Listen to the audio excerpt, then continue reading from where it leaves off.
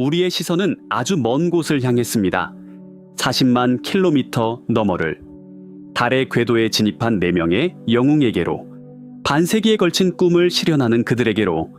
하지만 가장 큰 위험은 바로 코앞에서 놓치고 있었습니다. 아이러니하게도 이번 임무의 가장 큰 적은 우주 공간이 아니었습니다. 지구 상공 단 100km 위의 대기였죠. 왜냐하면 우주 비행사들을 집으로 데려올 유일한 수단인 열 차폐막이 첫 시도부터 실패했기 때문입니다. 캡슐이 2700도 섭씨의 열기에 뛰어들자 차폐막 내부의 가스가 압축되었습니다. 이 때문에 차폐막은 예상치 못하게 100곳 이상 갈라졌습니다. 아폴로 때처럼 되어야 했지만 그렇게 되지 않았습니다. 하지만 정말 무서운 것은 차폐막 자체가 아닙니다. 나사가 이 문제를 해결하지 않고 우주 비행사들을 발사했다는 사실입니다.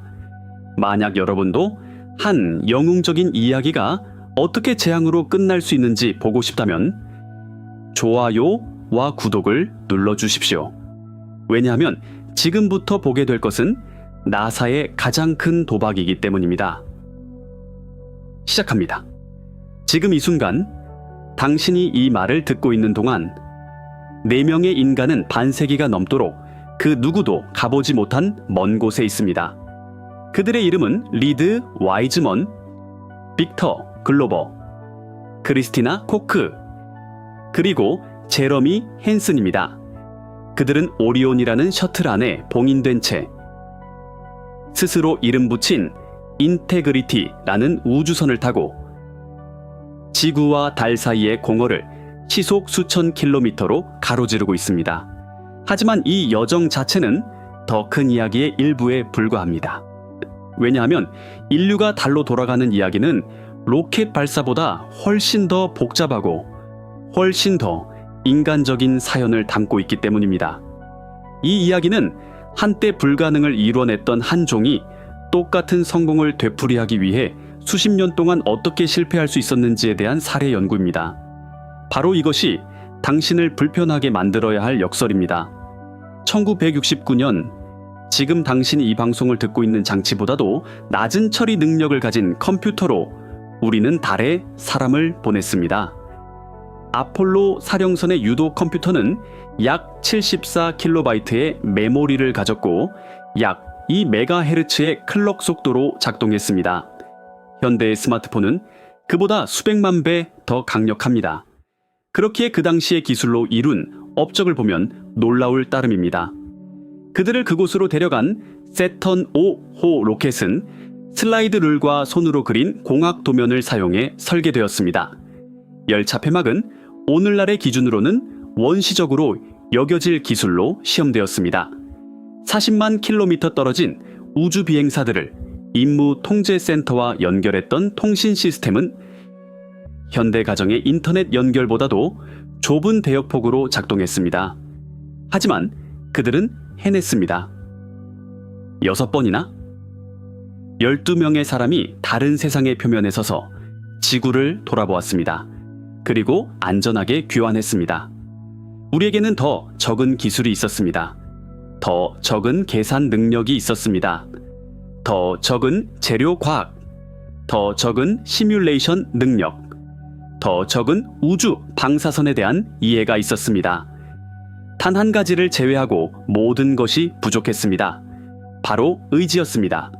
이제 우리는 기하급수적으로 늘어난 자원, 더 많은 정보, 더 많은 기반 시설, 그리고 더 많은 경험을 가지고 있습니다. 그럼에도 불구하고 4명의 사람을 달 주위로 한 바퀴 돌려보내는데 54년이 걸렸습니다. 착륙이 아닙니다. 그냥 한 바퀴 돌고 돌아오는 것뿐입니다. 지구상에서 가장 강력한 우주 기관이 인류 역사상 가장 위대한 경제력의 지원을 받으면서도 1971년에는 일상이 되었던 임무의 서막을 되풀이하는데 반세기 이상이 필요했습니다. 이 상황의 근저에 깔린 가장 충격적인 사실 중 하나는 바로 조직적 기억 상실입니다. 세턴 5호의 설계도는 여전히 존재합니다. 하지만 그것을 만들었던 생산 생태계는 이제 없습니다. 공장들은 문을 닫았고 공급 업체들은 사라졌습니다. 공식 도면에는 결코 들어가지 않았던 허용 오차 재료, 제작의 미묘함을 이해했던 엔지니어들은 은퇴했거나 세상을 떠났습니다. 이것이 이 문제가 그토록 깊은 이유입니다. 공학 지식은 단지 문서화된 것만이 아니기 때문입니다. 그것은 그 일을 하는 사람들의 손과 마음에 살아있는 것입니다. 그리고 그 사람들이 떠나면 지식도 그들과 함께 사라집니다. 취소될 때마다 엔지니어링 팀은 흩어졌습니다. 새로운 프로그램이 시작될 때마다 부분적으로 처음부터 다시 시작해야 했습니다. 수십 년 전에 해결되었다가 잊힌 문제들에 대한 해결책을 다시 발명했습니다. 기술 위축이라 불리는 현상이 발생했습니다. 근육 기억이 사라지고 본능적인 반응이 무뎌집니다. 숙련된 기술자들이 손과 직감으로 가지고 있던 그 미묘하고 문서화되지 않은 지식, 즉 게스킷이 완벽하게 맞지 않는 느낌이나 약간 이상해 보이는 압력 곡선을 알아보는 감각은 사용하지 않으면 달아 없어집니다. 하지만 진짜 문제는 어쩌면 이것조차 아니었을지도 모릅니다.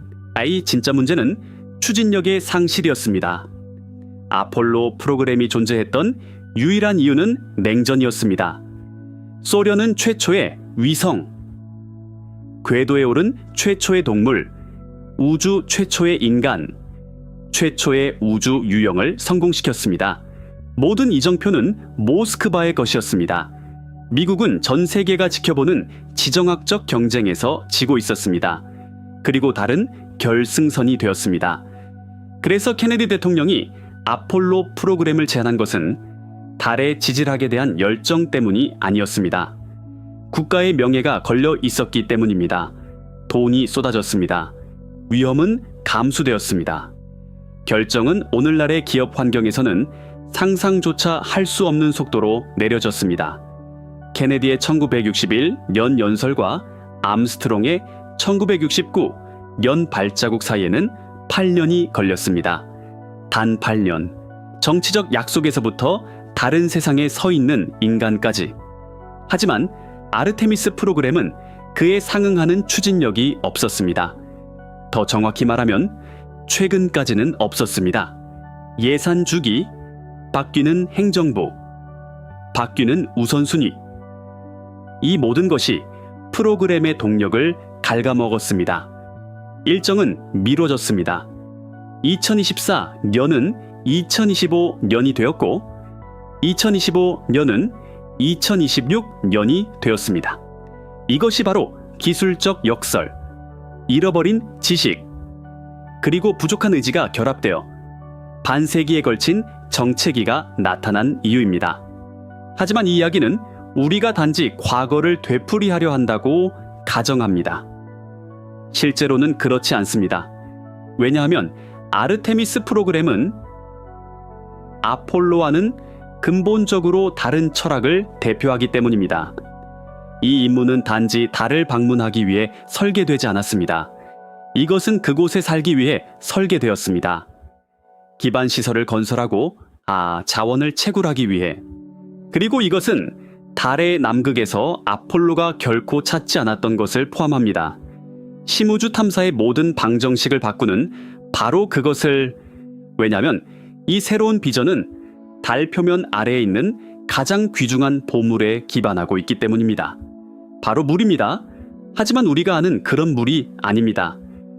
수십억 년 동안 햇빛을 보지 못한 분화구에 얼어붙어 있는 물 얼음입니다. 그리고 이 발견은 달을 단지 목적지에서 태양계 전체로 향하는 관문으로 바꾸어 놓습니다. 이것이 어떻게 가능할까요? 해답은 거의 기울어지지 않은 달의 축에 있습니다. 지구의 축은 23.4도 기울어져 있습니다. 그래서 우리는 계절을 경험합니다. 하지만 달의 축은 단 1.5도 기울어져 있습니다. 거의 수직으로 서 있는 셈입니다. 그 결과는 이것입니다. 극지방의 산과 분화구 가장자리는 수 킬로미터에 걸쳐 영구적인 그림자를 만듭니다. 달에는 대기가 없기 때문에 빛을 산란시킬 것이 아무것도 없습니다. 따라서 그림자는 절대적입니다. 이 분화구 깊은 곳에서는 수십억 년 동안, 어쩌면 분화구가 형성된 이래로 햇빛이 땅에 닿지 않았습니다. 이곳들은 영구적으로 그림자가 드리워진 지역입니다. 그리고 이곳들은 알려진 태양계에서 가장 추운 곳입니다. 온도는 약 영하 240도 섭씨까지 떨어집니다. 이것은 명왕성 표면보다 더 춥습니다. 해왕성의 가장 큰 위성인 트리톤의 질소 얼음 평원보다도 더 춥습니다. 이 온도에서는 햇빛 아래에서 즉시 증발해버릴 물 분자들이 덫에 걸립니다. 고체 상태로 얼어붙습니다. 그리고 무기한으로 얼어붙어 있습니다. 달은 우리가 한때 생각했던 건조하고 죽은 바위가 아닙니다. 그것은 거대한 냉동고입니다. 그리고 이 냉동고는 40억 년 동안 작동해 왔습니다. 하지만 이 물 얼음을 그토록 중요하게 만드는 것은 단지 그 존재 때문만이 아닙니다. 물은 태양계에서 희귀하지 않기 때문입니다. 유로파에도 있고 엔셀라두스에도 있고 화성에도 있습니다. 하지만 달에 있는 물은 우주선으로 단 3일 거리에 있습니다. 접근이 가능합니다.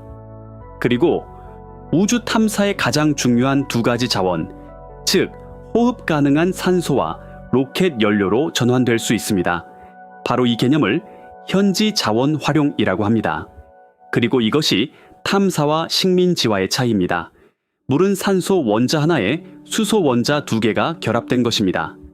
전기분해, 즉 물에 전류를 흘려 구성가스로 분리하는 과정은 18세기부터 알려진 기술입니다.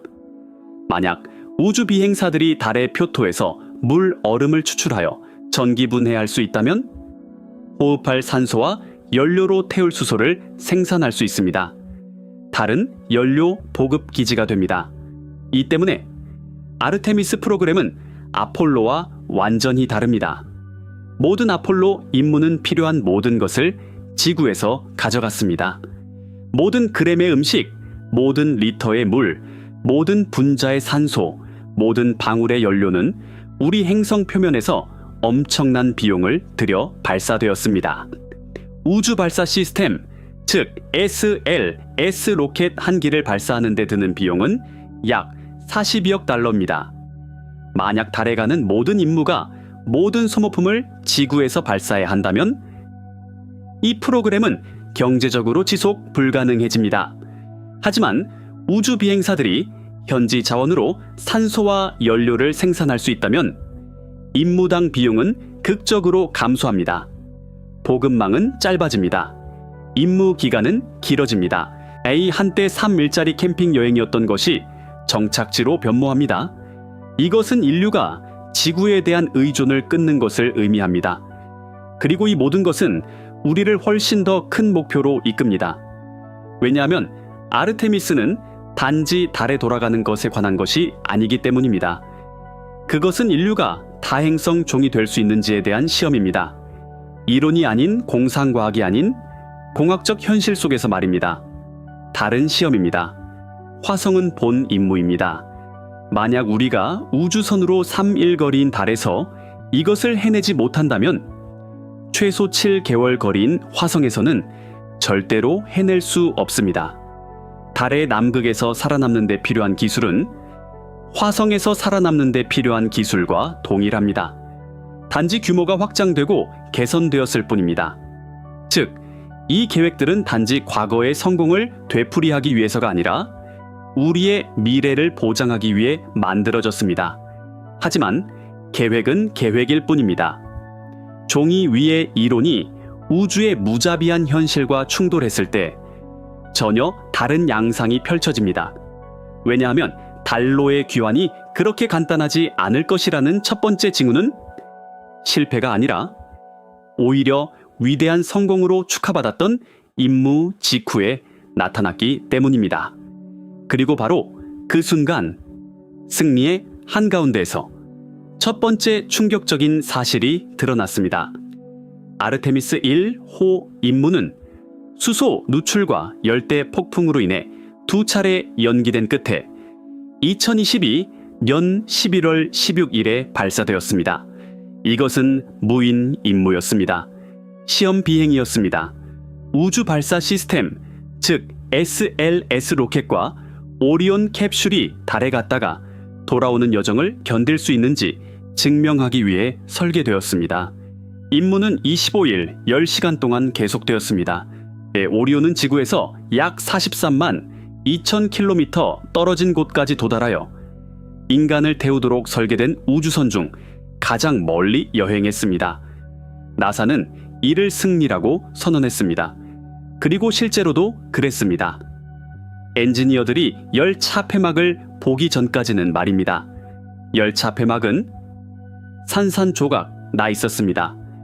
오리온이 시속 약 4만 킬로미터의 속도로 지구 대기권에 진입했을 때 캡슐과 대기가스 사이의 마찰은 열차 폐막 외부 표면에 2700도 섭씨가 넘는 온도를 발생시켰습니다.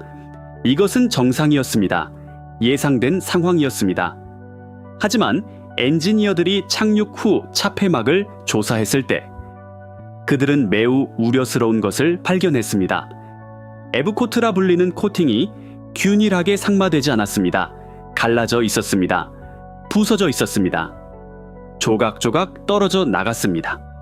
차 폐막의 100곳이 넘는 지점에서 예상치 못한 재료 손실이 발견되었습니다. 이 손상 패턴은 아폴로 임무 동안 동일한 재료가 비슷한 조건에서 사용되었음에도 불구하고 결코 관찰된 적이 없었습니다. 이래서는 안 되었습니다. 조사는 몇 달간 계속되었습니다. 결론은 이것이었습니다. 과열로 생성된 가스가 에브코트 재료 내부에 갇혔습니다. 정상적이라면 이 가스들은 밖으로 배출되어야 했습니다. 하지만 오리온에 사용된 특정 배합은 충분한 투과성을 갖지 못했습니다. 가스가 갈 곳이 없었습니다. 재료 내부에 압력이 쌓였습니다. 마침내 코팅의 구조적 강도를 초과했습니다. 차 폐막이 안에서 밖으로 갈라진 것입니다. 무인 임무에서는 이것이 단지 데이터 포인트에 불과합니다. 하지만 유인 임무에서 이것은 사형 선고가 될 수 있었습니다. 왜냐하면 열차 폐막은 4명의 인간과 그들을 밀리초 안에 증발시킬 온도 사이의 유일한 장벽이기 때문입니다. 예비 시스템은 없습니다. 두 번째 차 폐막도 없습니다. 하지만 열차 폐막은 첫 번째 문제였을 뿐 마지막이 아니었습니다. 2026년 1월 17일 꼭대기에 오리온 우주선이 장착된 완전히 조립된 우주 발사 시스템 로켓이 케네디 우주센터에 발사돼 39B에 세워졌습니다. 98m 높이의 이 구조물은 하늘을 향해 세워진 공학의 대성당이었습니다. 하지만 그 뒤에 이어진 일들은 완벽하지 않았습니다. 첫 번째 전체 연료 주입 테스트 중에 엔지니어들은 액체 수소 시스템에서 누출을 발견했습니다. 로켓단에 약 260만 리터의 액체 수소와 액체 산소를 주입해야 했습니다. 수소는 우주에서 가장 작은 분자입니다. 로켓 추진에 필요한 영하 252도 섭씨, 즉 절대 0도 바로 위에서 너무나 차가운 액체로 변해 접촉하는 모든 가스킷, 모든 실, 모든 연결 부위를 수축시킵니다. 액체 수소를 제어하는 것은 로켓 공학에서 가장 어려운 과제 중 하나입니다. 누출이 드물지는 않습니다. 하지만 용납될 수도 없습니다. 수소는 폭발성이기 때문입니다. 가스킷은 교체되었습니다. 테스트는 다시 계획되었습니다. 그리고 두 번째 테스트는 성공했습니다. 로켓은 비행 준비 완료로 서명되었습니다. 하지만 안도는 잠시였습니다. 일상적인 테스트 후 절차 중에 엔지니어들은 또 다른 이상을 발견했습니다. 헬륨이 제대로 흐르지 않았습니다. 가압 시스템의 성능이 저하되었습니다. 헬륨은 연료가 소모됨에 따라 탱크가 붕괴되는 것을 방지하고 엔진 라인을 점화전에 퍼지하는 데 사용됩니다. 적절한 헬륨 흐름 없이는 상단이 작동할 수 없습니다. 상단이 없으면 오리온은 달에 도달할 수 없습니다. 그리고 여기서 문제는 병참 재앙으로 변했습니다. 고장난 부품이 로켓 깊숙이 묻혀 있었기 때문입니다. 로켓이 발사대에 서 있을 때는 물리적으로 접근할 수 없는 부분에 있었습니다. 빽빽한 통합 구조가 수리를 불가능하게 만들었습니다. 나사에게는 선택의 여지가 없었습니다. 98m짜리 전체 구조물, 수천 톤의 로켓, 우주선, 그리고 지지 구조물을 로켓이 처음 조립되었던 거대한 경락고인 차량 조립 건물로 다시 옮겨야 했습니다. 수주간의 일정이 허비되었습니다.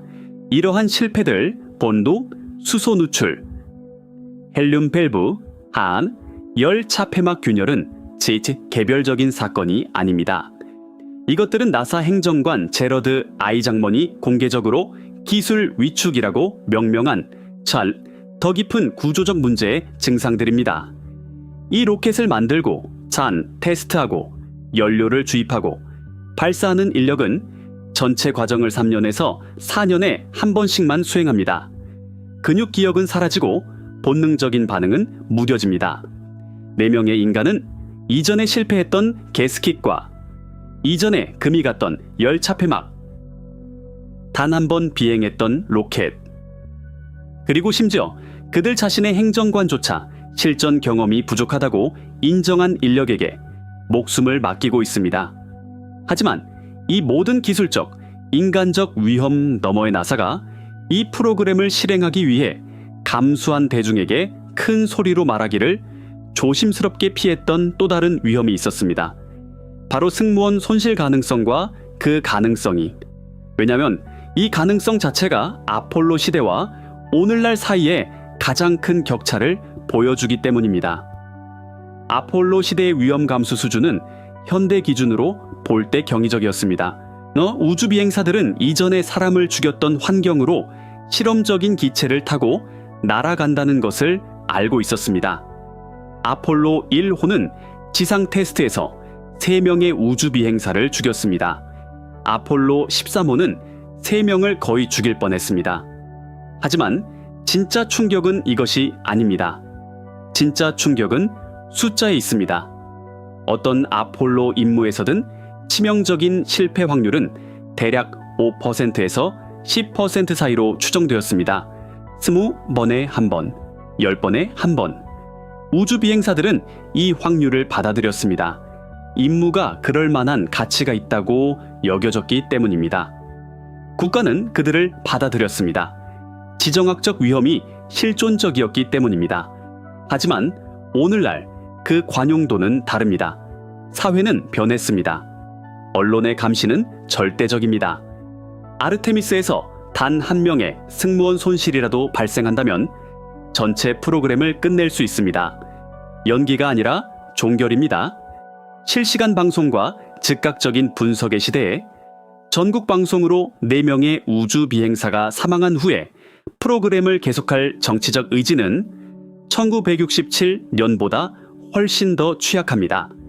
이 때문에 나사 관계자들은 공개 청문회에서 아르테미스 2호의 임무 실패 확률을 밝히라는 압박을 받았습니다. 그리고 그들은 신중하게 특정 숫자를 제시하는 것을 피했습니다. 이 침묵은 많은 것을 말해줍니다. 그들은 위험이 연기 아니라는 것을 압니다. 무시할 수 없다는 것을 압니다. 그리고 그것을 너무 명확하게 인정하는 것이 프로그램이 스스로를 증명하기도 전에 좌초시킬 홍보 위기를 초래할 것이라는 것도 압니다. 하지만 진짜 충격적인 타격은 이제 막 오고 있었습니다. 그리고 그것은 프로그램 전체의 감정적 기반을 겨냥했습니다. 수년 동안 아르테미스 3호는 약속이었습니다. 그것은 원을 닫아야 할 임무였습니다. 1972년 이래 처음으로 달 표토의 발자국을 남길 임무였습니다. 모든 기자회견, 모든 의회 청문회, 달의 남극에서 뛰어다니는 우주 비행사를 보여주는 모든 나사 애니메이션은 아르테미스 3호를 위대한 귀환으로 지목했습니다. 54년간의 부재가 끝나는 순간, 인류가 지금까지 해낸 가장 어려운 일을 여전히 할 수 있다는 것을 증명하는 순간, 2026년 2월 닥공 나사는 이 계획을 폐기했습니다. 아르테미스 3호는 달에 착륙하지 않을 것이었습니다. 이럴 수가 없었다. 이것은 모든 약속에 위배되는 것이었습니다. 임무는 저지구 궤도에서 30일간의 전체 시스템 테스트로 재정의되었습니다. 승무원은 오리온으로 발사되어 스페이스X의 스타쉽 인간 착륙 시스템이나 블루 오리진의 블루문 착륙선과 만나 도킹할 것이었습니다. 하지만 그게 전부였습니다. 모든 것은 지구 궤도의 비교적 안전한 곳에서 테스트될 것이었습니다. 아르테미스 3회선은 아무도 달에 가지 않았습니다. 최초의 실제 착륙 목표는 아르테미스 4호, 즉 2028 연초로 미뤄졌습니다. 목표는 또다시 미뤄졌습니다. 너무 많이 미뤄져서 그 궤도를 추적하려면 스프레드시트가 필요할 정도였습니다. 달에 발을 딛기 위한 원래 목표는 2014년이었습니다. 그러다 2025년이 되었습니다. 그러다 2026년이 되었습니다. 이제는 2028년입니다. 프로그램이 발표된 지 11년 후입니다. 이것은 케네디의 연설부터 마지막 착륙까지의 아폴로 프로그램 전체보다 더 긴 기간입니다. 하지만 이 실망스러운 결정은 무책임하게 내려진 것이 아니었습니다. 이전 계획은 기적을 요구했기 때문입니다. 그 계획은 공학이라기보다는 도박이었습니다. 그리고 한 독립안전위원회는 그 도박이 용납될 수 없다고 경고했습니다. 단일 임무에 여러 독립적인 위험을 한꺼번에 모으면 확률은 더해지는 것이 아니라 곱해집니다. 모든 것이 제대로 될 확률은 급격히 떨어집니다. 위원회의 결론은 이것이었습니다. 이 모든 첫 시도들을 동시에 승무원과 함께 달 표면을 향한 임무에서 시도하는 것은 현명한 공학이 아니었습니다. 그것은 재앙을 자초하는 것이었습니다. 나사는 귀를 기울였습니다. 그리고 과시보다는 신중을 택했습니다. 하지만 원래 계획을 그토록 위험하고 그토록 불가능하게 만든 것은 무엇이었을까요? 왜냐하면 아르테미스 3호가 단일 임무에서 달성해야 했던 것은 아폴로의 단순한 반복이 아니었기 때문입니다. 그것은 이전에 시도된 적 없는 일련의 불가능성들이 동시에 완벽하게 작동해야 하는 거대한 구조였고, 그 구조의 중심에는, 왜냐하면 이 구조의 중심에는 아폴로와는 완전히 다른 급진적인 모델이 자리 잡고 있었기 때문입니다. 하나의 착륙, 하나의 이륙, 그리고 하나의 귀환보다 훨씬 더 복잡한 것. 그것은 이전에 시도된 적 없는 일련의 복잡하고 위험한 기동들이 궤도에서 펼쳐지는 발레 공연처럼 완벽하게 작동해야 하는 거대한 계획이었습니다. 이전 장에서 다룬 충격적인 연기와 계획 변경의 이유를 진정으로 이해하기 위해 이제 우리는 속도를 늦추고 이 구조의 기술적 세부 사항으로 들어가야 합니다. 왜냐하면 악마는 디테일에 숨어 있었기 때문입니다. 그리고 이 디테일들은 유인 우주 비행이 얼마나 무자비할 수 있는지를 보여줍니다. 첫 번째이자 가장 근본적인 차이점은 임무 구조의 철학적 변화였습니다. 아폴로 프로그램은 하나의 패키지 같았습니다. 마치 휴가를 떠날 때 필요한 모든 것을 하나의 여행 가방에 담아 떠나는 것과 같았습니다. 턴 5호 로켓은 사령선과 달 착륙선을 동시에 단 한 번의 발사로 운반했습니다. 모든 것이 지구에서 함께 떠나 달로 함께 갔습니다. 승무원은 달 궤도에서 달 착륙선을 분리하고 표면에 착륙한 다음 다시 사령선으로 돌아와 하나의 덩어리로 집으로 돌아왔습니다. 이 모든 하드웨어는 단일 기관인 나사에 의해 단일주 계약자 생태계 내에서 설계되고 제작되고 테스트되었습니다. 부품들은 서로 소통하도록 태어났습니다. 하지만 아르테미스 3호의 원래 계획은 이 통합적 접근 방식과 완전히 달랐습니다. 그것은 궤도에서 조립되는 레고 세트와 같았습니다. 오리온 캡슐은 우주 발사 시스템 SLS으로 발사되었습니다. 이것은 일의 첫 부분일 뿐이었습니다. 착륙선인 스페이스 X의 스타쉽은 완전히 별개의 발사로 궤도에 올려질 예정이었습니다. 이는 두 개의 다른 조직, 두 개의 다른 공학 철학, 그리고 두 개의 다른 제어 시스템에 의해 설계된 두 개의 우주선이 임무 전에 우주 공간에서 만나야 한다는 것을 의미했습니다. 아폴로에서는 모든 장비가 한 가족의 구성원이었습니다. 아르테미스에서는 두 명의 낯선 이가 수십만 킬로미터 떨어진 곳에서 처음으로 만나야 했습니다. 이것은 임무의 본질에 근본적인 복잡성과 다중 실패 지점을 추가했습니다. 이제 단 한 번의 발사 성공으로는 충분하지 않았습니다. 여러 개의 독립적인 시스템이 완벽하게 작동해야 했습니다. 하지만 진짜 불가능성은 두 번째 기술적 메커니즘에 있었습니다. 바로 궤도상 연료 재보급입니다. 스타쉽은 지금까지 만들어진 가장 큰 우주선입니다. 그리고 이 거대한 크기는 그 자체의 무게에 짓눌리는 문제를 낳았습니다. 이렇게 생각해 보십시오.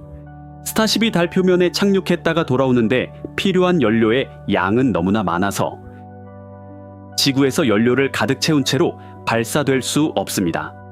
마치 화물 비행기가 화물과 전체 여정의 연료를 동시에 싣고 이륙할 수 없는 것과 같습니다. 연료의 질량이 로켓의 궤도 진입 능력을 초과했습니다. 따라서 해결책은 이전에는 이런 규모로 시도된 적이 없었던 것이었습니다. 바로 궤도상 연료 재보급입니다.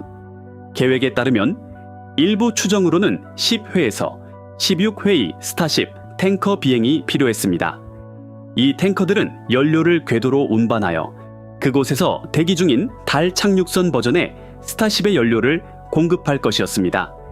이 이송 작업은 수백 톤의 극저온, 즉 극도로 차가운 연료를 절대 0도에 가까운 온도에서 미소 중력 상태의 우주 공간에서 우주선 간에 펌핑하는 것을 포함했습니다.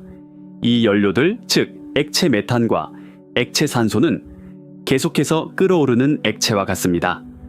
충분히 차갑게 유지되지 않으면 증발하여 사라집니다. 이는 전체 보급 과정이 특정 시간 내에 완벽하게 완료되어야 함을 의미했습니다. 탱커 발사 중 하나라도 실패하거나 지연되면 궤도상의 연료가 끓기 시작하여 잠재적으로 전체 순서를 다시 시작해야 할 수도 있었습니다. 아폴로는 이런 문제가 없었습니다.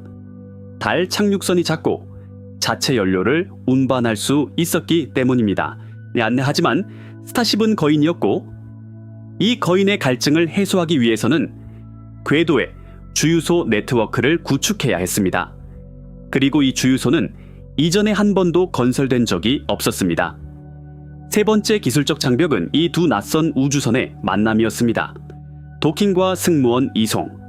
원래 아르테미스 3호 임무는 오리온과 스타쉽 간의 최초 유인 도킹을 요구했습니다. 이것은 단순한 결합이 아니었습니다. 두 개의 다른 회사, 두 개의 다른 설계 철학의 산물인 시스템들이 초속수 킬로미터로 움직이면서 완벽한 조화를 이루며 결합해야 한다는 것을 의미했습니다. 이것을 한 번도 테스트되지 않은 어댑터로 애플 컴퓨터를 PC에 연결하는 것에 비유할 수 있습니다. 하지만 여기서는 잘못된 연결이 데이터 손실이 아니라 승무원이 우주 공간에 고립되는 것을 의미했습니다. 이것은 두 우주선 간의 첫 승무원 이송도 포함했습니다. 우주 비행사들은 한 우주선에서 다른 우주선으로 안전하게 이동해야 했습니다. 그리고 이 모든 것 위에 승무원들은 새로운 액시엄 선외 이동 장치, 즉 AX-EMU 우주복을 실제 우주 공간에서 처음으로 사용해야 했습니다. 아폴로 9호 임무가 왜 그토록 중요했는지 기억해 보십시오. 아폴로 9호는 달에 가지 않았습니다. 우주 비행사들이 달 착륙선을 처음으로 테스트하고 도킹과 분리 기동을 연습했던 저지구 궤도에서의 10일간의 시험 비행이었습니다. 이 모든 것을 비상 상황 시 몇 시간 안에 지구로 돌아올 수 있는 안전망 안에서 수행했습니다. 달에서의 고장은 죽음을 의미했기 때문입니다. 아르테미스 3호의 원래 계획은 이 안전망을 없앴습니다. 하나가 아닌 최소 3가지의 큰 첫 시도를 지구에서 수십만 킬로미터 떨어진 곳에서 단일 임무에 시도하려 했습니다. 이것이 바로 국제연료독립안전위원회가 경보를 울린 이유입니다. 위험은 더해지는 것이 아니라 기하급수적으로 증가했습니다. 도킹, 연료 보급, 우주복 배포, 그리고 착륙 각각이 자체적인 실패 확률을 가지고 있었습니다.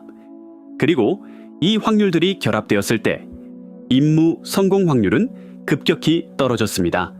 이것은 현명한 공학이 아니었습니다. 이것은 인명을 가지고 하는 도박이었습니다. 나사가 이 계획을 취소한 것은 실패가 아니라 오히려 고통스러운 현실을 인정한 것이었습니다. 프로그램의 생존을 위해 내디딘 필수적인 한 걸음이었습니다. 하지만 이 결정은 단지 연기에 그치지 않았습니다. 이것은 프로그램의 기본 철학마저 바꾸는 도미노 효과를 일으켰습니다. 이 새로운 철학은 로켓의 심장에 있는 가장 크고 비싼 부품 중 하나를 완전히 포기하고 그 자리에 훨씬 다른 시스템을 도입하게 했습니다. 그리고 이 변화는 아르테미스의 미래를 더 겸손하지만 훨씬 더 달성 가능한 길로 이끌었습니다. 왜냐하면 프로그램의 새로운 리더십은 낭만주의 대신 산업화를 과시, 대신 반복 가능성을 선택했기 때문입니다. 이는 로켓 자체에 근본적인 변화를 가져왔습니다. 수년 동안의 계획은 우주 발사 시스템 SLS을 블록 1B라는 더 강력한 버전으로 업그레이드하는 것이었습니다. 이 버전은 탐사 상단 US이라는 거대한 새 상단을 특징으로 했습니다.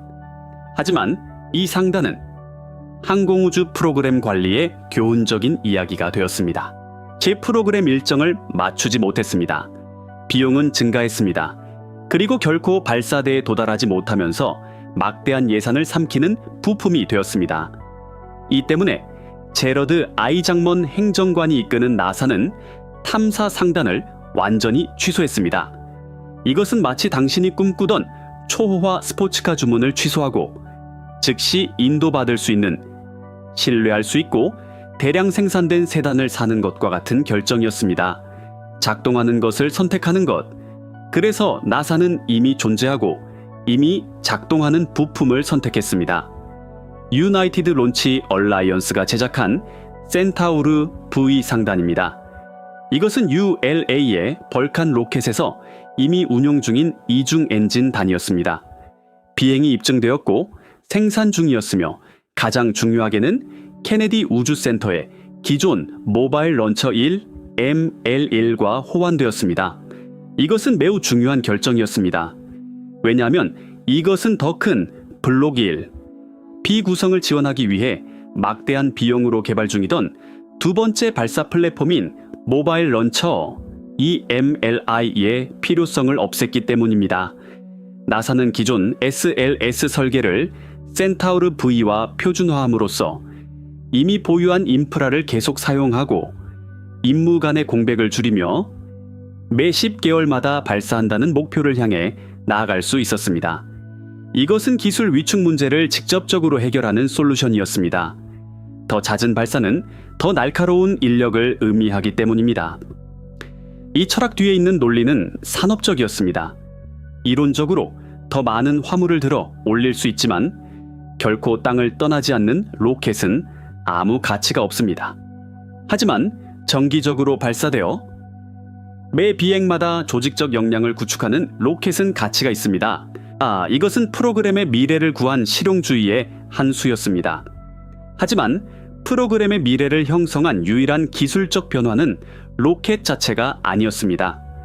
우주 비행사들의 생존을 책임질 장비 또한 혁신을 겪고 있었습니다.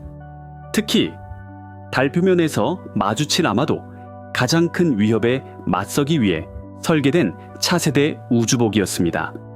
이 위협은 방사선이 아니었습니다. 진공도 아니었습니다. 온도도 아니었습니다. 그것은 먼지입니다. 달 먼지는 지구에서 마주치는 어떤 먼지와도 다릅니다. 물에 의해 마모된 적이 없습니다. 바람에 의해 둥글게 깎인 적이 없습니다. 생물학적 활동으로 매끄러워진 적이 없습니다. 각각의 달표토 알갱이는 미시적 수준에서 거칠고 각진 화산 유리 조각입니다. 그 가장자리는 씨를 자르고 광학 코팅을 마모시킬 만큼 날카롭습니다. 아폴로 우주 비행사들은 이것을 고통스럽게 발견했습니다. 달 탐사 후 그들은 달 먼지를 달 착륙선 선실로 가져왔습니다. 먼지는 모든 표면을 뒤덮었습니다. 장비를 막히게 했습니다. 몇몇 우주 비행사들은 그것을 흡입한 후 호흡기 자극을 보고했습니다. 아폴로 17 호의 지질학자 해리슨 슈미트는 달 꽃가루 알레르기라고 묘사한 증상을 겪었습니다. 이것은 몇 시간 동안 지속되는 코막힘과 재채기로 나타났습니다. 3일간의 임무에서는 관리할 수 있었습니다. 하지만 몇 주 또는 몇 달간의 지속적인 체류에는 잠재적으로 치명적이었습니다. 이 때문에 액시엄 선외 이동 장치 AXEMU라는 새로운 우주복은 이 문제를 해결하기 위해 처음부터 설계되었습니다. 아폴로 우주복인 A7L 모델은 그 시대에는 공학적 경이로움이었습니다. 하지만 현대 기준으로 보면 우스꽝스러울 정도로 제한적이었습니다. 우주복은 본질적으로 딱딱한 풍선입니다. 우주 비행사들은 무릎을 거의 구부릴 수 없었고 허리를 돌릴 수도 없었습니다. 그래서 달 표면을 걷는 것은 깡충깡충 뛰는 걸음걸이를 요구했습니다. 우주복의 관절이 정상적인 걸음을 허용하지 않았기 때문입니다. 땅에서 돌을 줍는 것은 압력이 가해진 우주복 안에서 허리를 구부리는 것이 물리적으로 불가능했기 때문에 특별한 도구가 필요했습니다. AXEMU는 하이브리드 구조를 사용합니다. 단단한 껍질에 몸통 부품과 어깨, 팔꿈치, 엉덩이, 무릎, 발목에 향상된 직물 관절을 결합합니다. 그 결과 우주 비행사들이 이전에 우주에서 달성한 적 없는 가동 범위로 움직일 수 있는 갑 우주복이 탄생했습니다. 자연스럽게 걸을 수 있습니다. 샘플을 채취하기 위해 몸을 구부릴 수 있습니다. 경사진 언덕을 오를 수 있습니다. 그리고 가장 중요하게도 우주복은 달 먼지의 침투를 막기 위해 특별히 설계된 실과 재료로 만들어졌습니다.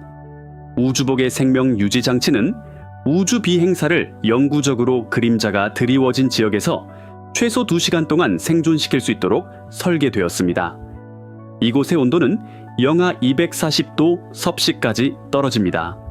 우주복은 오클리와 함께 개발한 바이저 시스템을 갖추고 있어 달 표면의 극단적인 대비 조건에서 향상된 시야를 제공합니다. 햇볕이 드는 곳은 눈부시게 하얗고 그림자는 뚫을 수 없는 검은색입니다.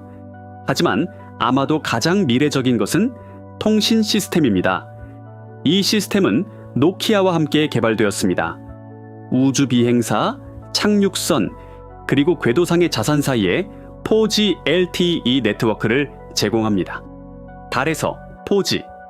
이것은 아폴로의 좁은 대역폭과는 차원이 다릅니다. 이 모든 기술적 도약들, 더 신뢰할 수 있는 로켓, 더 유연한 우주복, 더 견고한 시스템들은 모두 같은 목표를 향하고 있습니다. 단지 달에 가는 것이 아니라 그곳에 머무는 것. 하지만 정말 흥미로운 것은 이 기술들이 어디로 향하고 무엇을 가능하게 할 것인가입니다. 왜냐하면 아르테미스4 호의 목표인 남극은 단지 착륙 장소가 아니기 때문입니다. 그곳은 인류의 운명을 다시 쓸 수 있는 곳이며 캄도 그곳에 도착했을 때 그들이 찾기를 바라는 것은 그리고 그들이 찾기를 바라는 그것은 프로그램 전체를 재정의하고 있었습니다. 단지 과학적 호기심이 아니었습니다. 단지 지정학적 체스 게임이 아니었습니다. 지금부터 우리는 최고 속도로 달립니다. 왜냐하면 이것은 이야기의 정점이기 때문입니다. 이것은 인류가 반세기 만에 갈라진 방패와 새는 밸브와 엄청난 비용에도 불구하고 돌아가는 진짜 이유입니다. 이것은 단지 한 대의 로켓이 아니라 우리 종 전체의 미래가 왜 이토록 가느다란 실에 매달려 있는지에 대한 이야기입니다. 준비하십시오. 왜냐하면 이제 진짜 기적이 시작되기 때문입니다. 그리고 첫 번째 충격적인 순간은 달 그 자체로부터 왔습니다. 그것은 죽은 바위가 아니었습니다. 그것은 냉동고였습니다. 수십억 년 동안 작동해 온 냉동고, 그리고 그 냉동고 안의 보물은 달의 남극을 태양계에서 가장 가치 있는 부동산으로 만들었습니다. 물, 얼음. 하지만 이것은 단순한 발견이 아니었습니다. 이것은 모든 것을 바꾼 혁명이었습니다. 왜냐하면 아폴로 우주 비행사들은 적도에 착륙했기 때문입니다. 그것은 생존을 위한 결정이었습니다. 가장 쉽고 가장 안전한 길이었습니다. 하지만 아르테미스 4호는 2028 연초의 적도에 착륙하지 않을 것입니다. 그들은 달의 남극에 착륙할 것입니다. 왜냐고요? 달의 자전축 기울기는 단 1.5도이기 때문입니다. 지구의 23.4도 기울기는 계절을 만듭니다. 하지만 달의 거의 수직인 자세는 극지방의 영구적인 그림자를 만듭니다. 수십억 년 동안 햇빛을 보지 못한 분화구들, 이곳들은 알려진 태양계에서 가장 추운 곳입니다. 온도는 영하 240도 섭씨까지 떨어집니다. 명왕성 표면보다 더 춥습니다. 이것은 기록적인 추위입니다. 이 영원한 어둠 속에서 혜성과 소행성 충돌로 수십억 년 동안 운반된 물 분자들이 얼어붙어 쌓였습니다. 달은 물 저장소였습니다. 그리고 이 물은 우주여행으로 단 3일 거리에 있었습니다. 어떻게 이런 일이 가능했을까요? 이것은 우주 탐사의 경제학을 근본적으로 무너뜨렸습니다. 왜냐하면 물은 정의분해를 통해 호흡 가능한 산소와 로켓 연료로 바뀔 수 있었기 때문입니다. 달은 더 이상 목적지가 아니라 주유소였습니다. 화성과 그 너머로 가는 임무들을 위한 발사 지점. 이것은 현지 자원 활용 ISRU 개념이 공상과학에서 공학적 현실로 바뀌는 순간이었습니다. 우리는 더 이상 모든 연료 한 방울을 지구의 깊은 중력 우물에서 쏘아 올릴 필요가 없었습니다. 이제 우리는 현지 자원을 사용할 수 있었습니다. 이것은 캠핑 여행과 정착촌의 차이였습니다. 이것은 인류가 다닐 행성에 대한 의존을 끊을 수 있는 잠재력이었습니다. 과학계는 흔들렸습니다. 왜냐하면 이것은 달을 수동적인 박물관에서 활동적인 산업 중심지로 바꾸었기 때문입니다. 하지만 남극이 제공하는 이 믿을 수 없는 보상은 동시에 가장 끔찍한 위협을 숨기고 있었습니다. 역사상 가장 교활한 살인자, 먼지, 달먼지. 이것은 당신이 아는 그런 먼지가 아니었습니다. 수십억 년 동안 바람에 깎이지 않았습니다. 물에 마모되지 않았습니다. 모든 알갱이는 미세한 수준에서 날카로운 화산 유리 조각이었습니다. 밀봉제를 자를 만큼 날카로웠습니다. 광학 코팅을 마모시킬 만큼 마모성이 강했습니다. 하지만 진짜 악몽은 이것이 아니었습니다.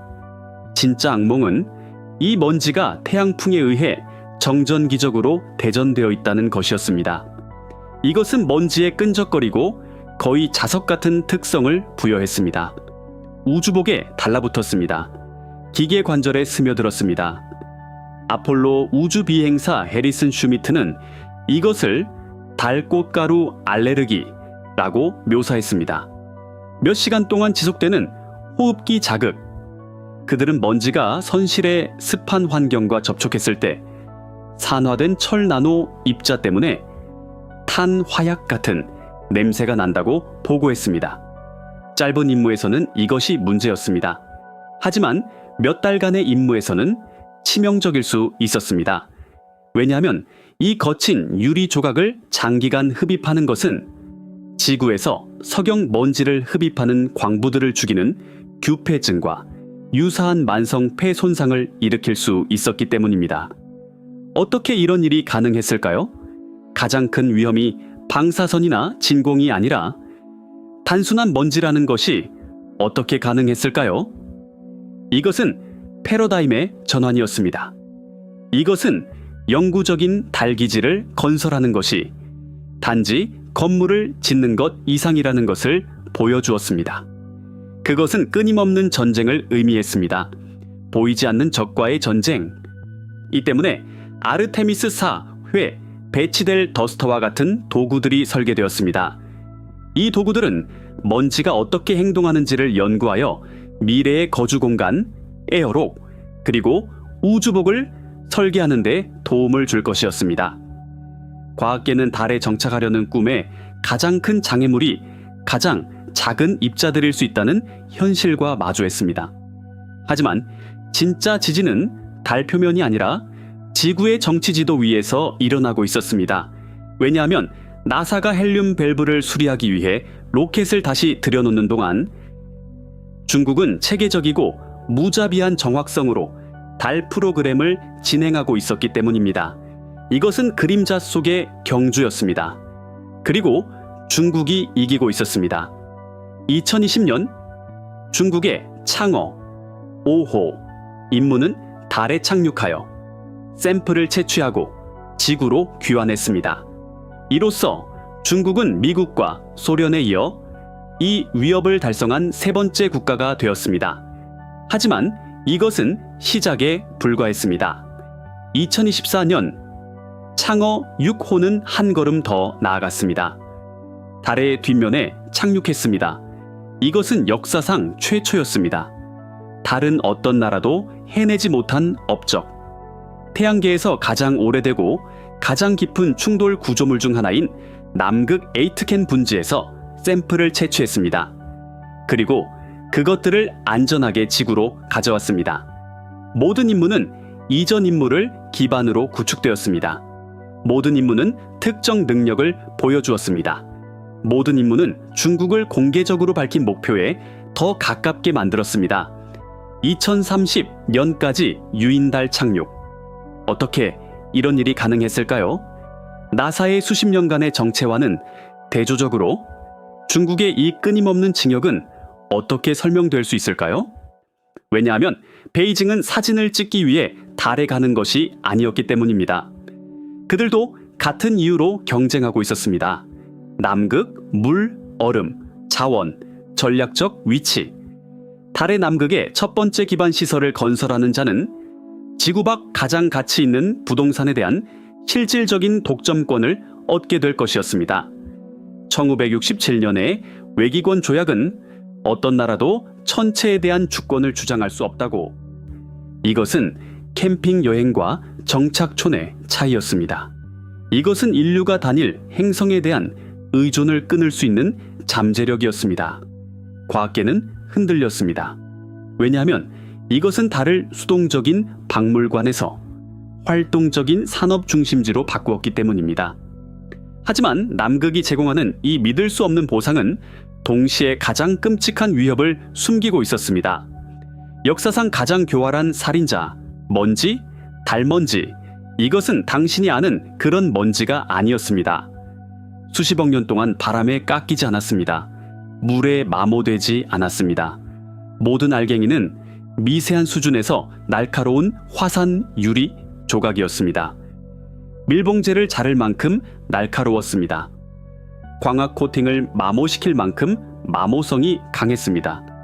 하지만 진짜 악몽은 이것이 아니었습니다. 진짜 악몽은 이 먼지가 태양풍에 의해 정전기적으로 대전되어 있다는 것이었습니다. 이것은 먼지에 끈적거리고 거의 자석 같은 특성을 부여했습니다. 우주복에 달라붙었습니다. 기계 관절에 스며들었습니다. 아폴로 우주 비행사 해리슨 슈미트는 이것을 달 꽃가루 알레르기라고 묘사했습니다. 몇 시간 동안 지속되는 호흡기 자극. 그들은 먼지가 선실의 습한 환경과 접촉했을 때 산화된 철 나노 입자 때문에 탄 화약 같은 냄새가 난다고 보고했습니다. 짧은 임무에서는 이것이 문제였습니다. 하지만 몇 달간의 임무에서는 치명적일 수 있었습니다. 왜냐하면 이 거친 유리 조각을 장기간 흡입하는 것은 지구에서 석영 먼지를 흡입하는 광부들을 죽이는 규폐증과 유사한 만성 폐 손상을 일으킬 수 있었기 때문입니다. 어떻게 이런 일이 가능했을까요? 가장 큰 위험이 방사선이나 진공이 아니라 단순한 먼지라는 것이 어떻게 가능했을까요? 이것은 패러다임의 전환이었습니다. 이것은 영구적인 달 기지를 건설하는 것이 단지 건물을 짓는 것 이상이라는 것을 보여주었습니다. 그것은 끊임없는 전쟁을 의미했습니다. 보이지 않는 적과의 전쟁. 이 때문에 아르테미스 4회 배치될 더스터와 같은 도구들이 설계되었습니다. 이 도구들은 먼지가 어떻게 행동하는지를 연구하여 미래의 거주 공간, 에어록, 그리고 우주복을 설계하는 데 도움을 줄 것이었습니다. 과학계는 달에 정착하려는 꿈에 가장 큰 장애물이 가장 작은 입자들일 수 있다는 현실과 마주했습니다. 하지만 진짜 지진은 달 표면이 아니라 지구의 정치지도 위에서 일어나고 있었습니다. 왜냐하면 나사가 헬륨 밸브를 수리하기 위해 로켓을 다시 들여놓는 동안 중국은 체계적이고 무자비한 정확성으로 달 프로그램을 진행하고 있었기 때문입니다. 이것은 그림자 속의 경주였습니다. 그리고 중국이 이기고 있었습니다.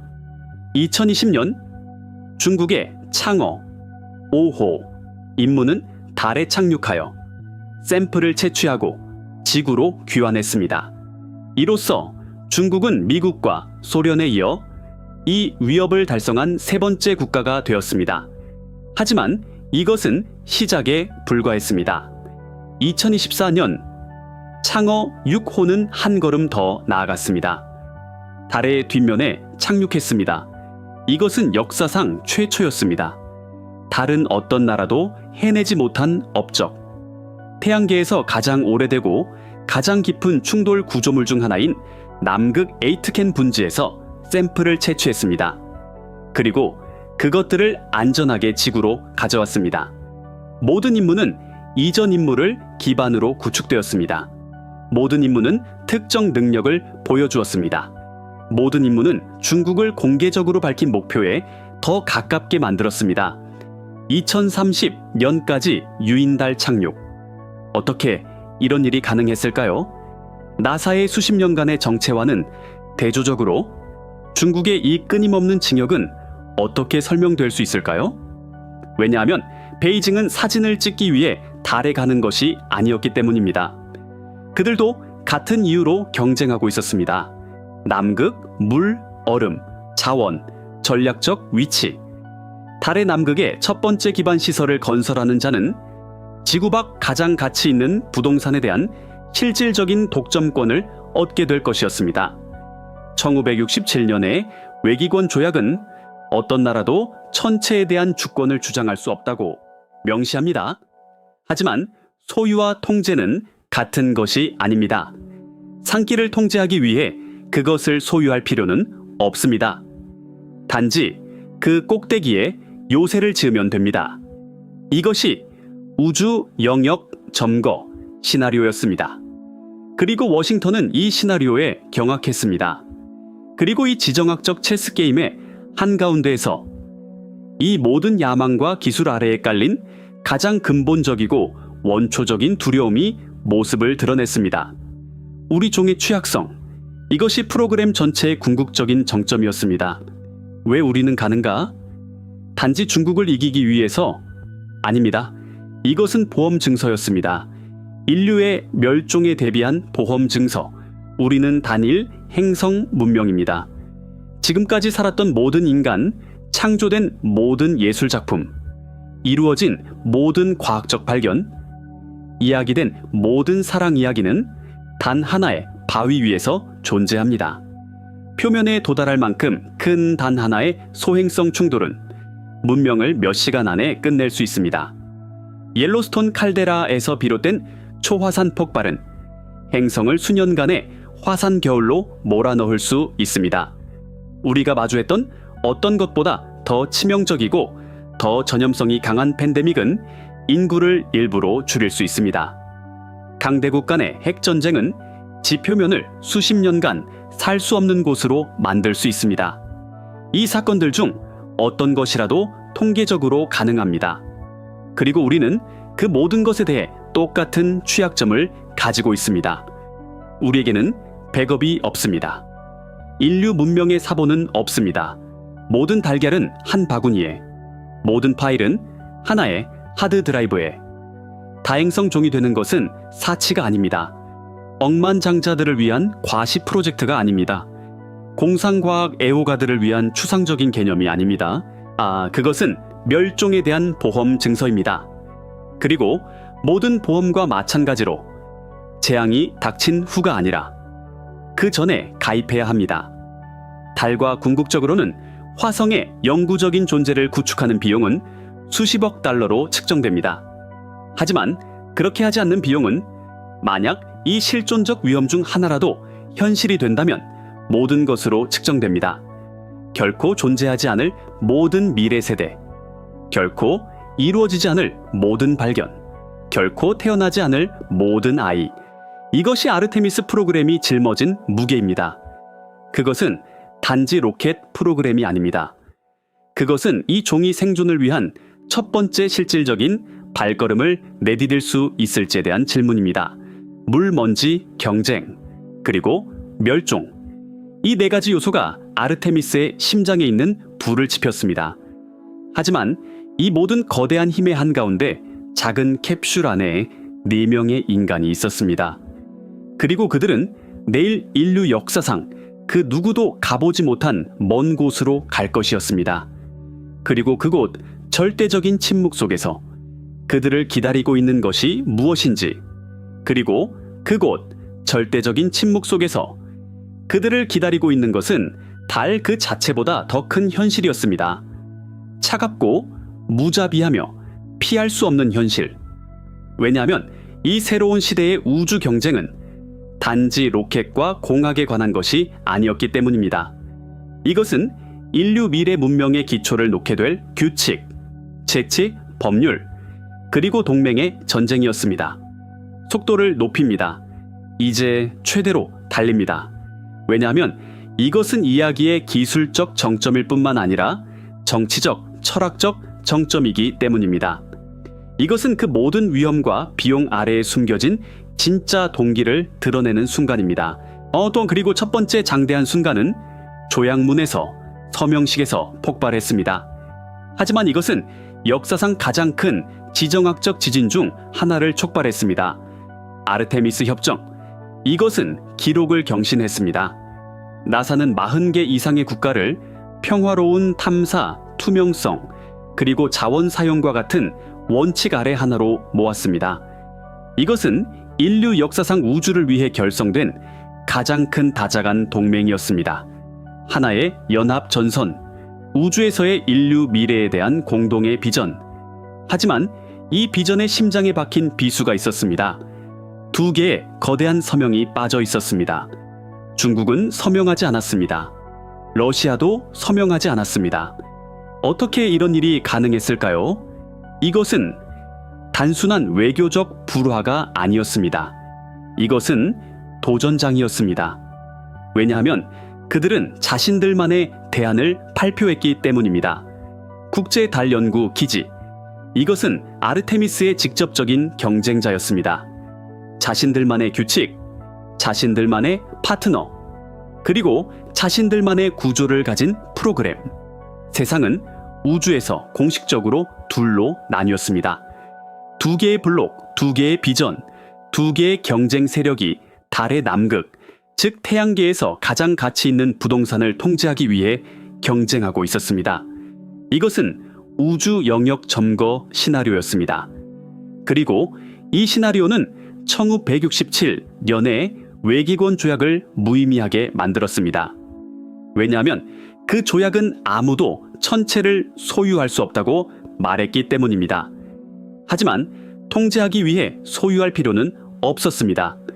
산길을 통제하려면 그 꼭대기에 요새를 지으면 충분했습니다.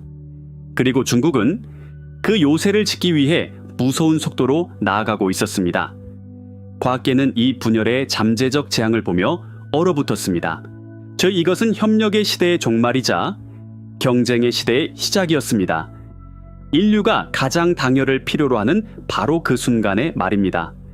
하지만 이 새로운 전쟁은 단지 국가들 사이에서만 벌어진 것이 아니었습니다. 두 번째 장대한 순간은 발사대에서 민간 기업들의 로고와 함께 빛나고 있었습니다. 이것은 역사상 처음 있는 일이었습니다.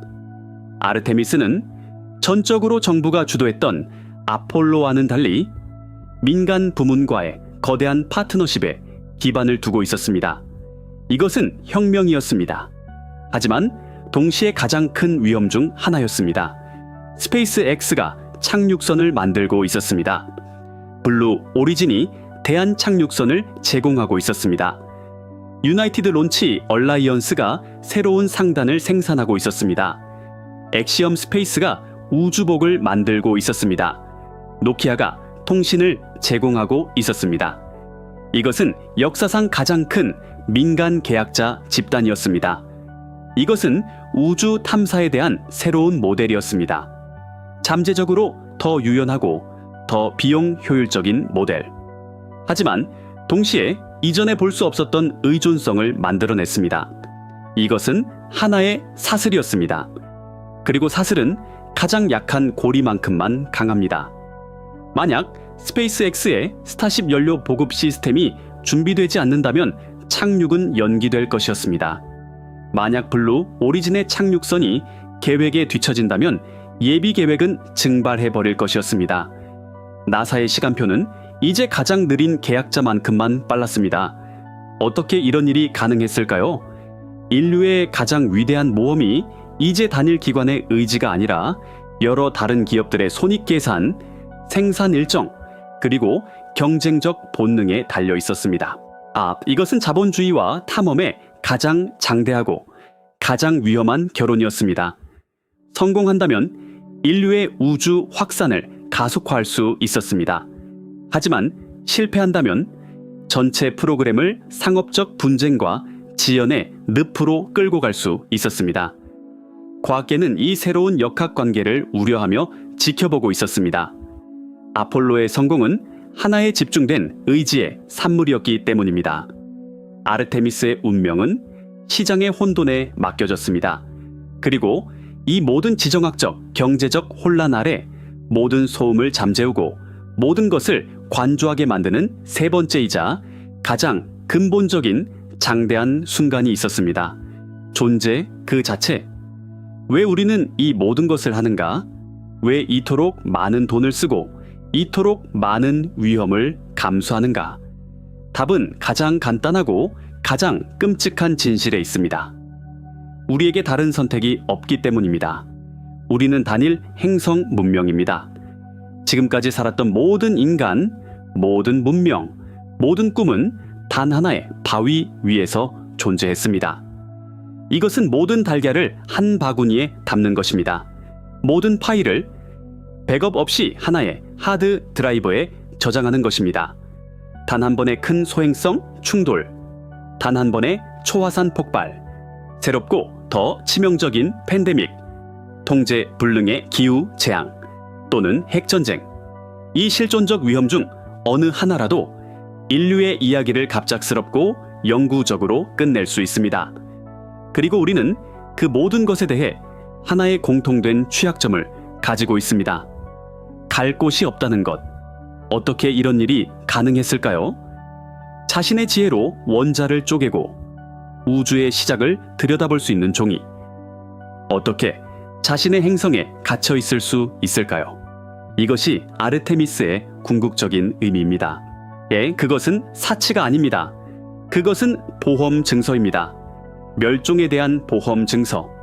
달과 궁극적으로는 화성의 영구적인 존재를 구축하는 비용은 수십억 달러로 측정됩니다.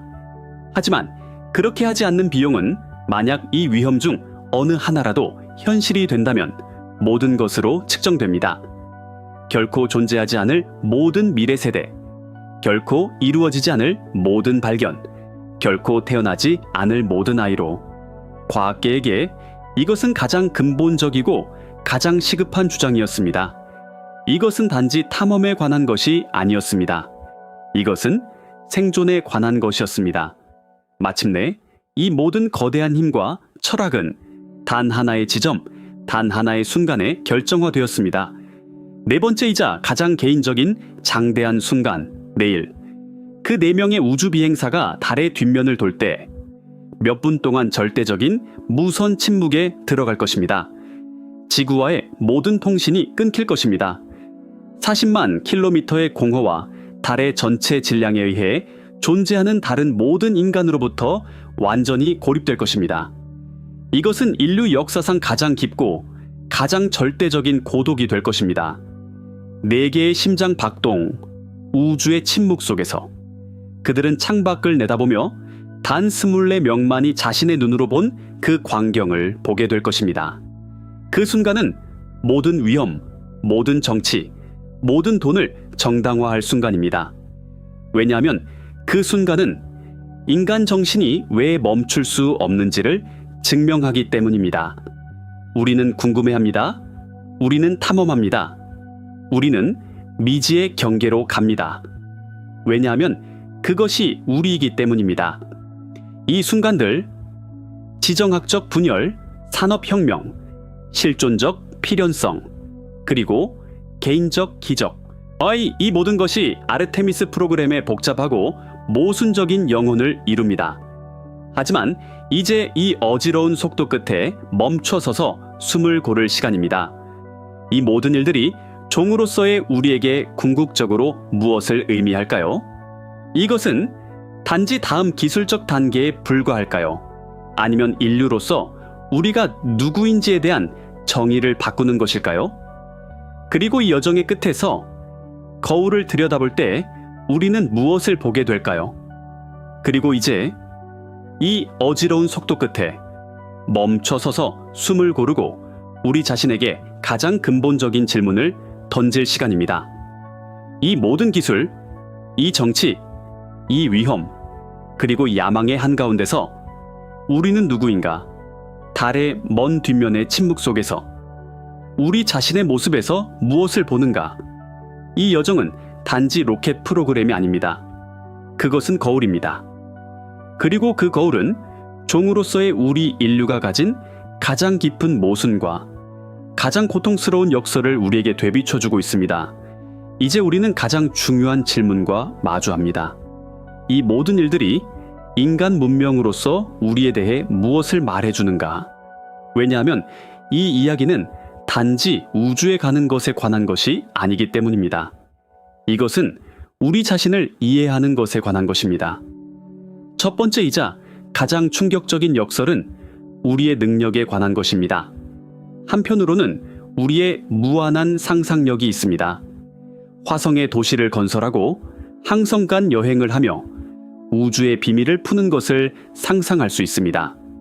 다른 한편으로는 고통스러울 정도로 느리고 불완전한 우리의 실행 능력이 있습니다. 1969년 슬라이드 룰과 오늘날의 스마트폰보다 수백만 배 약한 컴퓨터로 우리는 달에 사람을 착륙시켰습니다. 하지만 이제 기하급수적으로 증가한 기술, 지식, 그리고 자원을 가지고 있으면서도 반세기가 넘는 시간을 단지 달 주위를 한 바퀴 도는 데 썼습니다. 어떻게 이런 일이 가능할까요? 어떻게 더 많은 것을 가지고 있으면서 더 적은 것을 성취할 수 있을까요? 이 모순의 비극적인 진실은 종으로서 우리가 얼마나 취약한지에 있습니다. 우리가 상상하는 것과 실행할 수 있는 것 사이의 간극은 우리가 생각하는 것보다 훨씬 큽니다. 조직적 기업, 상실, 관료주의, 정치적 우유부단함, 그리고 기술 위축과 같은 힘들은 우리의 가장 빛나는 꿈조차도 늪으로 끌고 갈 수 있습니다. 우리가 한번 능력을 버리면 그것을 다시 얻는 것이 얼마나 어려운지를 고통스럽게 배우고 있습니다. 이것은 슬픈 진실입니다. 왜냐하면 우리의 잠재력 중 얼마나 많은 부분이 우리 스스로 만든 장애물 때문에 낭비되는지를 보여주기 때문입니다. 하지만 이 역설 속에는 아름다운 진실도 있습니다. 하지만으로 시작하는 진실. 왜냐하면 이 모든 실패, 지연, 그리고 실망에도 불구하고 우리는 계속 시도하기 때문입니다. 그 갈라진 열차 폐막 그 새는 밸브, 그 연기된 임무들. 이것들은 단지 실패의 상징이 아니라 포기를 거부하는 고집의 상징이기도 합니다. 우리의 꿈은 현실보다 항상 더 클 수 있습니다. 하지만 우리를 앞으로 나아가게 하는 것은 그 간극을 메우려는 욕망입니다. 당신도 당신의 삶에서 이것을 경험하고 있습니다. 당신의 꿈도 현재의 능력보다 큽니다. 당신에게도 목표가 있지만 그 길은 장애물로 가득합니다. 하지만 당신도 매일 그 장애물을 넘기 위해 노력하고 있습니다. 이것이 인간이 되는 것입니다. 불가능에 손을 뻗고 실패하고 그리고 다시 손을 뻗는 것. 두 번째 역설은 지식에 관한 것입니다. 지식의 본질과 취약성. 한편으로 우리는 인류 역사상 그 어느 때보다 많은 데이터를 가지고 있습니다. 세턴 5 로켓의 설계도는 여전히 존재합니다. 아폴로 임무에서 얻은 모든 종류의 원격 측정 데이터는 디지털 아카이브에 보관되어 있습니다. 이 모든 정보는 우리 손끝에 있습니다. 다른 한편으로는 그 로켓을 만들었던 생태계를 잃어버렸다는 사실이 있습니다. 공장들은 문을 닫았고 공급 업체들은 흩어졌으며 가장 중요하게는 그 일을 했던 사람들의 손과 마음에 살아있던 그 조용하고 문서화되지 않은 지식이 사라졌습니다. 어떻게 더 많은 정보를 가지고 있으면서 더 적게 알 수 있을까요? 이 모순의 비극적인 진실은 지식이 단지 기록된 텍스트에 불과하지 않다는 것을 보여줍니다. 지식은 살아있는 것입니다. 실천과 경험과 세대를 거쳐 전수되는 장인 정신으로 존재합니다. 그리고 이 근육기억이 사라지면 가장 상세한 설계도조차 빈 종이로 변합니다. 이것은 슬픕니다. 왜냐하면 한 세대의 지혜가 다음 세대에 전달되지 않으면 얼마나 쉽게 증발할 수 있는지를 보여주기 때문입니다. 이것은 도서관 하나가 불타는 것만큼 큰 손실입니다. 하지만 이 역설 속에도 희망이 있습니다. 하지만으로 시작하는 희망. 왜냐하면 잃어버린 지식은 다시 발견될 수 있기 때문입니다. 더 어려울 수 있습니다. 더 오래 걸릴 수 있습니다. 하지만 인간의 지성은 해결되었던 문제를 다시 해결할 능력이 있습니다. 아르테미스 프로그램이 직면한 모든 기술적 어려움은 단지 장애물이 아니라 학습의 기회이기도 합니다. 새로운 세대의 엔지니어들은 이전 세대가 잊어버린 교훈을 고통스럽게 다시 배우고 있습니다. 그리고 그 과정에서 그 지식을 더욱 강력하게 내면화하고 있습니다. 당신도 당신의 삶에서 이것을 보았습니다. 잊어버린 기술을 다시 배워야 했습니다. 잃어버린 지식을 다시 발견했습니다. 왜냐하면 지식은 정적이지 않기 때문입니다. 그것은 끊임없는 상실과 재획득의 순환입니다. 그리고 이 순환은 우리를 더 회복력 있게 만듭니다. 세 번째이자 아마도 가장 불편한 역설은 우리의 동기에 관한 것입니다. 한편으로는 우리 종의 생존과 같은 숭고하고 통일된 이유가 있습니다. 우리 행성의 취약성과 멸종의 위험은 모든 인류를 하나의 목표 아래 당열시켜야 할 실존적 위협입니다. 다른 한편으로는 우리가 달에 돌아가는 가장 강력한 원동력이 중국과의 지정학적 경쟁이라는 사실이 있습니다. 이것은 부족주의의 가장 원시적인 형태입니다. 우리가 그들보다 먼저 거기에 있어야 한다. 어떻게 이런 일이 가능할까요? 어떻게 우리의 가장 위대한 꿈이 가장 작고 가장 분열적인 본능에 의해 이끌릴 수 있을까요? 이 모순의 비극적인 진실은 우리 문명이 얼마나 얇은 거칠에 아래에 원시적으로 남아있는지를 보여줍니다. 우리를 당열시켜야 할 가장 큰 위협 앞에서도 우리는 서로 경쟁하는 것을 선택합니다. 이것은 슬픕니다. 왜냐하면 우리의 공동의 집이 불타고 있을 때 우리는 여전히 집안의 가구를 누가 가질지에 대해 싸우고 있기 때문입니다. 이것은 우리 종의 잠재적인 자기 파괴 메커니즘입니다. 하지만 이 어두운 그림 속에서도 왜곡된 아름다움을 찾을 수 있습니다. 하지만으로 시작하는 아름다움. 왜냐하면 때로는 잘못된 이유가 올바른 결과로 이어질 수 있기 때문입니다. 아폴로 프로그램은 칠링렌, 달 지질학에 대한 순수한 호기심에서 태어나지 않았습니다. 그것은 냉전의 산물이었습니다. 하지만 그 결과는 인류의 가장 위대한 업적 중 하나가 되었습니다. 오늘날에도 중국과의 경쟁은 우리를 다행성 종이 되는 길로 나아가게 하는 촉매제가 될 수 있습니다. 어쩌면 우리 종은 경쟁자가 있을 때만 최고의 성과를 낼 수 있는지도 모릅니다. 어쩌면 이 경쟁이 우리를 무기력에서 구하고 불가능을 시도하게 만드는 불꽃일지도 모릅니다. 당신도 당신의 삶에서 때로는 경쟁자가 있을 때 최고의 성과를 냈다는 것을 깨달았을 것입니다. 때로는 가장 고귀하지 않은 동기가 가장 고귀한 결과를 낳을 수 있습니다. 인간의 본성은 모순으로 가득합니다. 그리고 이 모순은 어쩌면 우리의 가장 큰 힘일지도 모릅니다. 그리고 마지막으로 이 모든 거대한 역설 너머에 가장 개인적이고 가장 진솔한 것이 있습니다. 거기에 있는 것과 여기에 있는 것의 역설. 지금 이 순간 4명의 인간이 우리로부터 수십만 킬로미터 떨어진 곳에서 모든 인류를 대표하여 그 공허를 떠다니고 있습니다. 그리고 우리 나머지 80억 명의 인간은 여기 이 행성에서 그들의 여정을 화면을 통해 지켜보고 있습니다. 그들은 인류의 창끝입니다. 우리는 그 창의 몸통입니다. 이 역설, 이 이중성의 본질에는 더 깊은 의미가 있으며 그 의미는 그리고 이 역설의 의미는 가장 단순하고 가장 깊은 진실을 드러냅니다. 우리는 대리하는 종이라는 것. 우리는 우리의 탐험을 가장 용감한 소수에게 맡겨서 수행합니다. 이 상황의 비극적인 진실은 우리가 그 순간의 현실을 그 창문으로 보이는 광경이 주는 현이증을 그 절대적인 침묵 속의 심장 박동을 결코 완전히 느낄 수 없다는 것입니다. 우리는 이야기를 단지 듣는 자들이지 그것을 사는 자들이 아닙니다. 우리 사이에는 항상 넘을 수 없는 거리가 있을 것입니다. 화면의 거리, 라디오 신호의 거리, 40만 킬로미터 공허의 거리. 이것은 슬픈 이별입니다. 왜냐하면 우리는 인간 경험의 정점에 간접적으로만 증언할 수 있기 때문입니다. 하지만 동시에 이 역설 속에는 형언할 수 없는 아름다움도 있습니다. 하지만으로 시작하는 아름다움.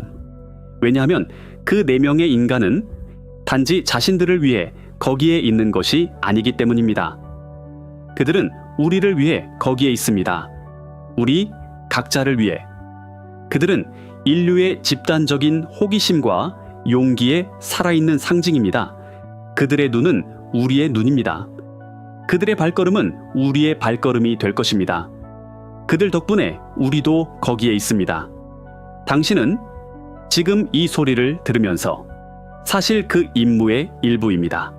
왜냐하면 당신의 호기심, 당신의 지지, 당신의 존재가 그 창의 몸통을 이루는 수십억 명 중 하나이기 때문입니다. 그리고 창은 단지 끝으로만 이루어진 것이 아닙니다. 몸통 없이는 아무 힘도 없습니다. 그러므로 당신도 그 탐험 안에 있습니다. 당신도 그 공허를 향해 손을 뻗고 있습니다. 당신도 그 순간의 일부입니다. 그리고 이것은 우리를 시간 자체에 대한 마지막 역설로 이끕니다.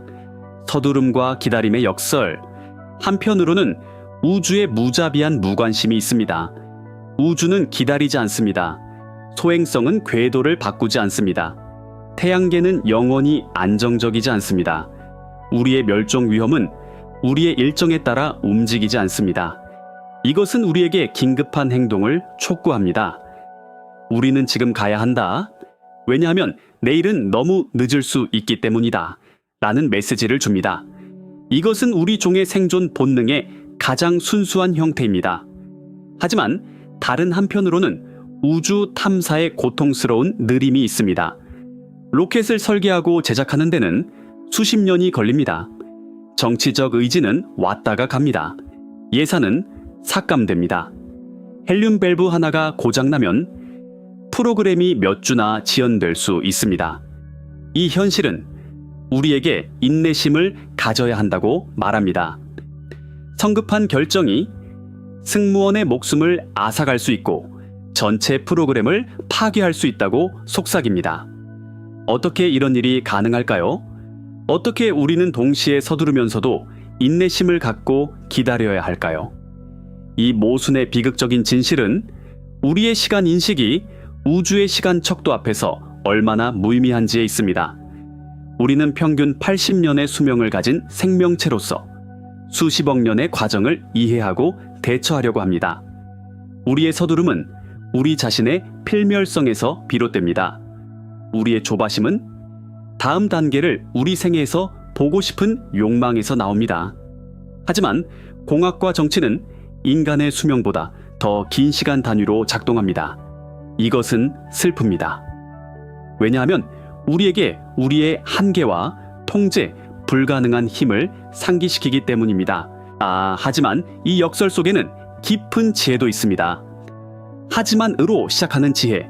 왜냐하면 이 딜레마는 우리에게 최상의 해결책을 찾도록 강요하기 때문입니다. 단지 빠른 것이 아니라 동시에 옳은 것을, 단지 야심찬 것이 아니라 동시에 안전한 것을. 이것은 야망과 현명함 사이에서 끊임없이 균형을 잡는 기술입니다. 아르테미스 프로그램의 전체 이야기는 이 균형을 찾는 과정입니다. 모든 지연, 모든 연기, 모든 계획 변경은 이 두 상반된 힘 사이의 투쟁의 반영입니다. 당신도 당신의 삶에서 이 균형을 찾고 있습니다. 한편으로는 목표를 즉시 달성하고 싶지만 다른 한편으로는 올바른 단계를 밟기 위해 인내해야 한다는 것을 알고 있습니다. 이것이 성숙의 정의입니다. 그리고 어쩌면 인류는 종으로서 이 성숙에 이제 막 도달하고 있는지도 모릅니다. 이 모든 생각 끝에, 이야기의 마지막에 우리는 사실 단 하나의 근본적인 질문과 마주하게 됩니다. 그리고 그 질문은 당신에게 던져집니다. 이것은 선택입니다. 한편으로는 실패의 불편한 현실이 있습니다. 갈라진 방패, 새는 밸브, 반세기의 정체, 스스로 만든 장애물에 허덕이며 잠재력을 낭비하는 종의 모습. 이 모습을 볼 때 실망감, 냉소주의를 느끼기 쉽습니다. 왜 애쓰는 거지? 라고 묻고 이 모든 어려움은 가치가 없어 라고 말하는 것은 매우 자연스럽습니다. 다른 한편으로는 그 4명의 인간, 그 공허를 떠다니는 작은 캡슐 안에 담긴 집요하고 흔들리지 않는 희망이 있습니다. 모든 실패에도 불구하고 계속 나아가는 의지, 미지의 것에 대한 그 꺼지지 않는 호기심, 더 나은 미래, 더 안전한 보금자리를 만들려는 열망. 이 모습을 볼 때 영감, 자부심, 가능성의 느낌으로 가득 차는 것 또한 마찬가지로 가능합니다. 두 감정 모두 옳습니다. 둘 다 정당합니다. 왜냐하면 둘 다 인간이 되는 것의 일부이기 때문입니다. 우리는 우리의 실패와 꿈의 총합입니다. 하지만 질문은 이것입니다. 당신은 어느 쪽을 키워나갈 것을 선택하겠습니까? 비판의 안전한 항구에 머물 것인가? 아니면 위험을 감수하는 불확실한 바다로 나아갈 것인가? 이제 우리는 이 여정의 끝에 다가가고 있습니다. 어지러운 속도에서부터 조용한 사색의 순간까지 긴 길을 왔습니다. 이제 우리는 압니다. 달로의 귀환 이야기는 단지 기술 이야기가 아니라는 것을, 이것은 야망과 현실, 지식과 망각, 숭고한 목표와 원시적 본능, 고독과 연대, 서두름과 인내 사이의 복잡한 춤입니다. 이것은 우리의 이야기입니다. 모든 결점과 모든 영광을 품고 있는 달표면의 그 오래된 발자국들은 54년 동안 그대로 남아 있습니다. 마치 달이 우리가 약속을 지킬지 말지를 보기 위해 인내심을 갖고 기다린 것처럼 오리온 캡슐의 그 4명의 우주 비행사는 그 약속을 지키기 위한 첫걸음을 내딛고 있습니다. 그들은 우리를 대신하여 그 오래된 발자국 옆에 새로운 발자국을 남길 잠재력을 가지고 있습니다. 그리고 그 잠재력이 실현될지 여부는 우리가 앞으로 무엇을 하느냐에 달려 있습니다.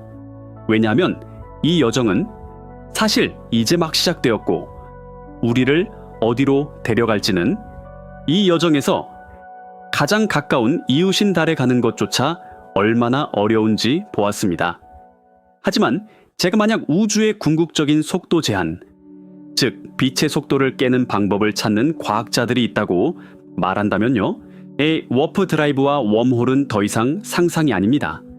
그것들은 시공간의 구조를 비틀어 불가능한 거리를 넘어서는 이론적인 계획들입니다. 다음 여정에서는 빛의 속도를 넘어서는 비밀을 엿볼 것입니다. 현실을 왜곡할 준비가 되셨습니까?